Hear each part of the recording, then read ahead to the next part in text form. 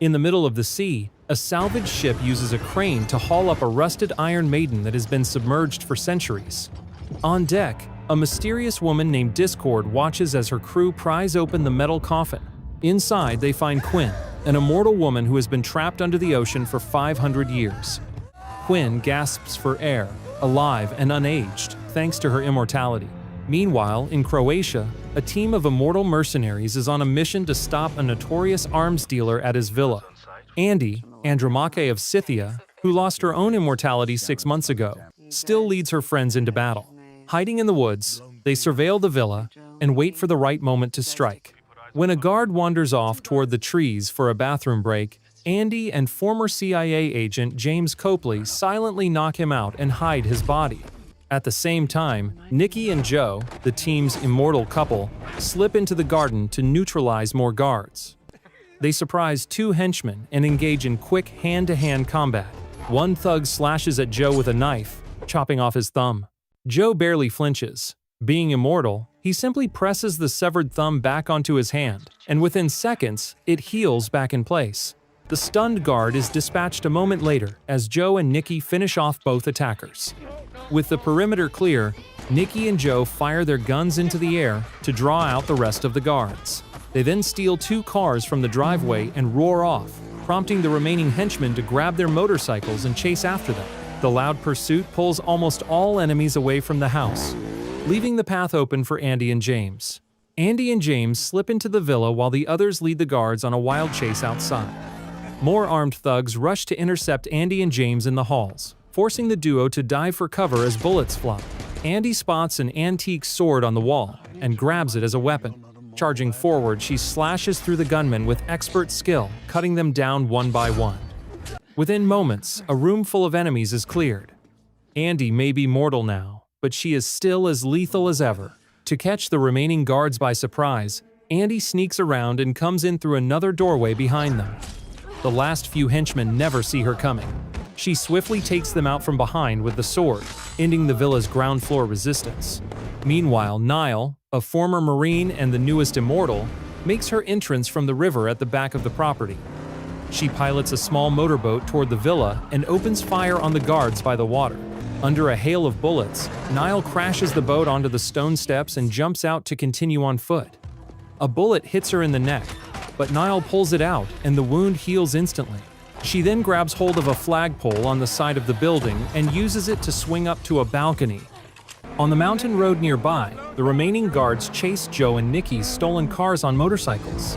As the pursuit intensifies, Nikki leaps from his car toward Joe's. An enemy biker rams into him mid-air, snapping Nikki's leg, but it heals in moments. Nikki then kicks the attacker off his bike and drops into Joe's car. Just then, an enemy Jeep appears and slams into them, sending Joe's car and the Jeep through a guardrail into the sea. Joe and Nikki manage to escape the sinking vehicle and swim ashore, bruised but alive thanks to their immortality. Back at the villa, Andy, Nile, and James move upstairs and finally corner the arms dealer in his study. A quick gunfight breaks out. Andy and Nile shoot down the last bodyguards. That evening, as the team regroups, James receives an urgent call from a CIA contact. He learns the man they killed was not the real ringleader. They only eliminated a pawn.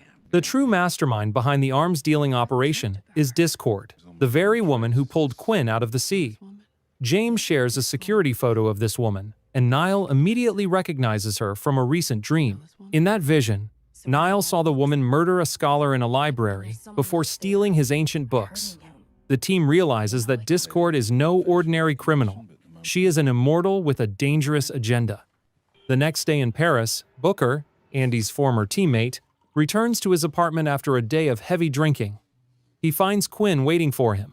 She and a henchman quickly overpower Booker and take him captive. Quinn demands to know where Andy is. Booker swears he doesn't know. Quinn becomes furious. She assumed Andy had been suffering like her, but instead Andy was free and apparently never came for her. Meanwhile in France, Joe slips away to check on Booker's apartment. Nikki and Nile follow quietly. They find Booker's flat in shambles and splattered with blood. Booker is gone, clearly kidnapped. At the same time, Andy and James travel to Seoul, South Korea, to find an old acquaintance named Tua. Tua is another immortal who long ago refused to join Andy's group. Andy believes Tua is the man from Nile's library dream. When they meet, Tua leads them to his hidden underground library, filled with books chronicling the history of all immortals. Andy notices several books are missing, and Tua reveals they were stolen by Discord. He explains, Discord is the first immortal, and was once his friend, 500 years ago. Andy and Quinn were captured by fanatics. Tua begged Discord to help, but she refused. Tua saved Andy, but Quinn was cast into the sea. Discord then vanished and spent centuries building power.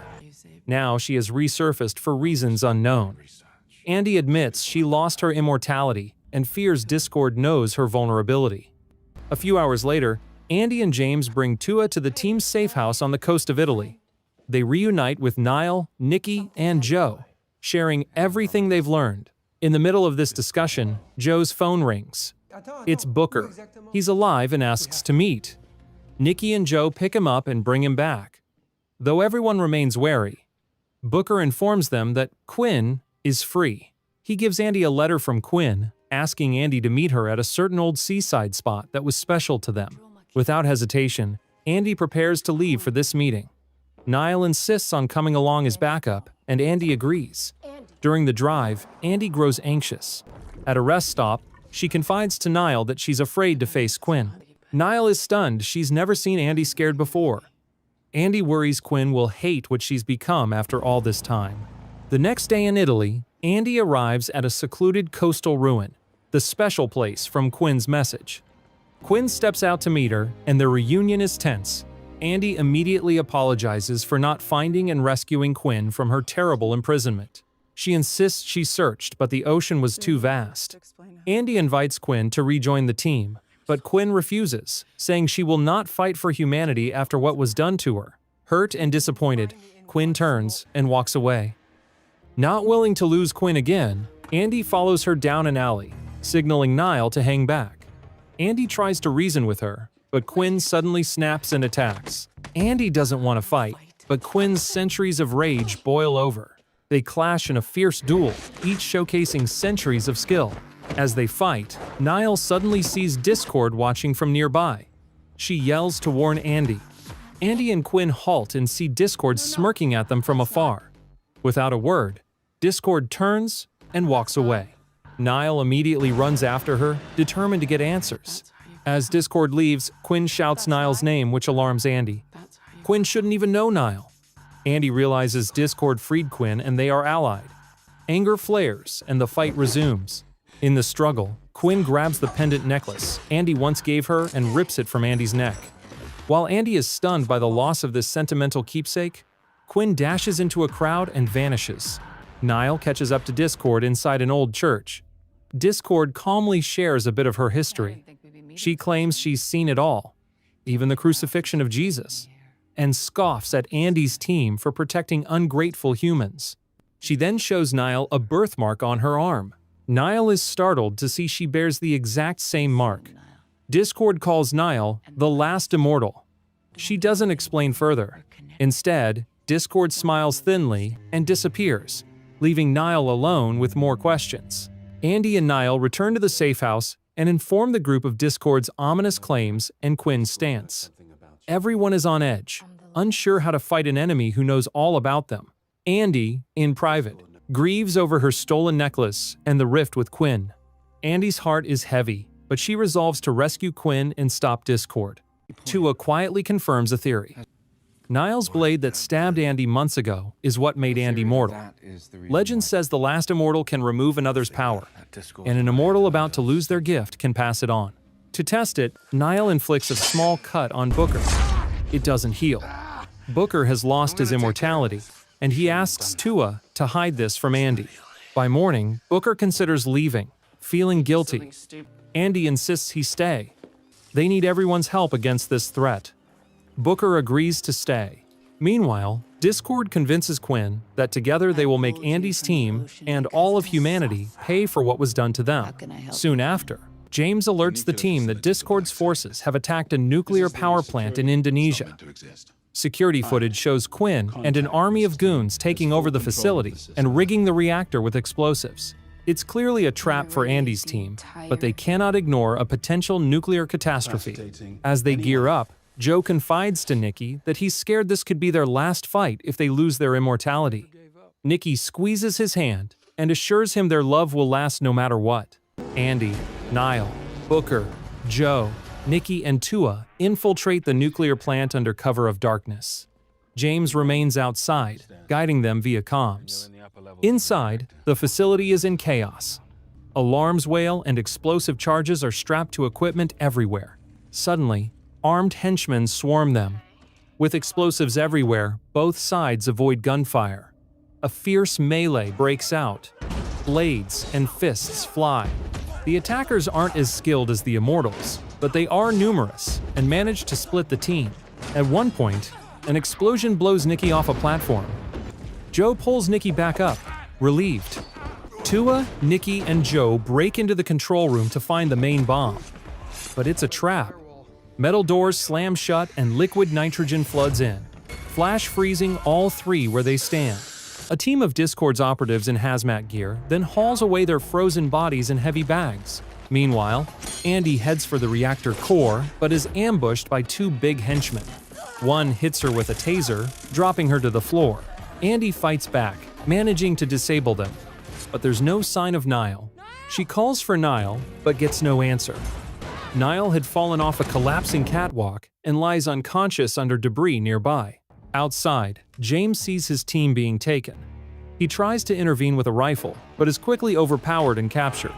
Alone and unable to contact her team, Andy is soon overwhelmed by a swarm of enemies and pinned to the ground. At the last moment, Booker appears and strikes down the attackers with his axe, saving Andy from execution. An explosion collapses the door behind them, cutting off their exit. Andy and Booker press on toward the reactor through an alternate route. As they run, Booker spots a cut on Andy's arm miraculously closing up. He confesses that he gave her his immortality. He transferred his healing power to restore hers, leaving himself mortal. Andy is stunned by his sacrifice. They run into another squad of gunmen. Booker shoves Andy through a security door and slams it shut, trapping himself on the other side with all the enemies. He yells for Andy to go on without him. Separated by the door, Andy can only watch as Booker opens fire and battles the mercenaries alone. Without his immortality, he is shot multiple times, but he keeps fighting until every enemy is down. In the end, Booker collapses from his wounds, dying while Andy watches in anguish. Meanwhile, Nile recovers and finds Quinn next to the reactor core bomb, holding the detonator. Nile urges Quinn to see that Discord is manipulating her, but Quinn refuses to listen and attacks. They duel fiercely. Quinn, still immortal at first, seems unstoppable until Nile manages to slash her across the stomach. Quinn staggers, expecting to heal, but the wound doesn't close. Nile's blow has stripped Quinn of her immortality. Quinn stares down, shocked to see herself bleeding. In that moment, Discord appears behind Nile and drives a sword through her back. Nile collapses, and Discord's men seize her. With Nile captured, and the others either frozen, dead, or detained, Andy's entire team has been neutralized. Discord departs with Nile in tow, leaving Andy as the only one left. Andy rushes into the reactor chamber to find Quinn standing by the bomb with the detonator in her hand. Quinn is bleeding from the stomach and looks shaken. Andy approaches carefully, her empty hands raised. She gently calls Quinn's name, and Quinn turns to face her old friend. Andy reminds Quinn of the vow they once made to protect life, not destroy it. Slaughtering millions now won't erase their pain. This isn't who you are, Andy says gently. Quinn's eyes well with tears. After a tense pause, she slowly lowers the detonator and decides not to set off the bomb. Suddenly, the sound of helicopter blades thunders above the facility. Andy and Quinn realize Discord is trying to escape with the team. Go, Quinn urges, clutching her wound. Andy nods and sprints outside, determined to save her friends.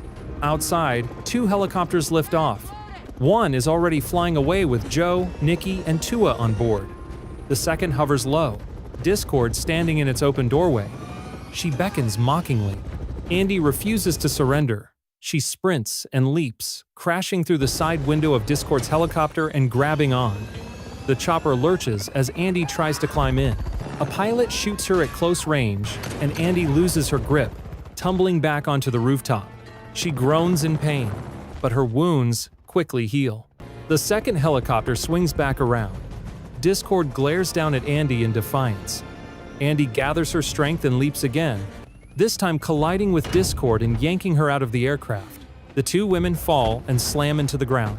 The helicopter pulls away, leaving Andy and Discord to settle things one-on-one. Bruised and furious, Discord draws a sword. Andy grabs a fallen blade and charges. They crash together in a whirlwind of steel, each move honed over centuries. Andy manages to cut Discord's arm and sees blood. The wound isn't healing. Discord is mortal now. Enraged, Discord admits she lost her immortality long ago, and that this entire scheme was to regain it using Nile's gift. "I will be immortal again, no matter who I have to sacrifice," she spits. Andy refuses to give in, and their swords clash with renewed fury. Discord fights like a cornered animal. She kicks Andy's sword aside and slashes Andy across the torso. Andy falls to her knees, and Discord takes the chance to thrust her blade straight through Andy's chest. Andy collapses onto her back, coughing and barely moving as her healing powers struggle to catch up. "Next time we meet, I will be immortal, and you will have no one left." Discord sneers. She climbs aboard the helicopter, which then ascends and carries her away into the dawn sky. Fighting back tears, she first rushes back into the reactor hall to tend to Quinn's injury. Sometime later, Andy and Quinn are back in Tua's library. Quinn, now mortal and bandaged, quietly thanks Andy for not giving up on her. Voice trembling, she admits that centuries of pain and anger drove her to a dark place, and she nearly became as cruel as those who hurt her. Quinn apologizes for all the suffering she caused. Together, they sift through Tua's remaining maps and notes, searching for any clue to Discord's whereabouts, but find none yet. In the final scene, Andy and Quinn stand side by side, armed and determined. Both may be mortal now, but neither has lost the will to fight. Together they vow to track down Discord and free their family. The old guard will fight on, united as one.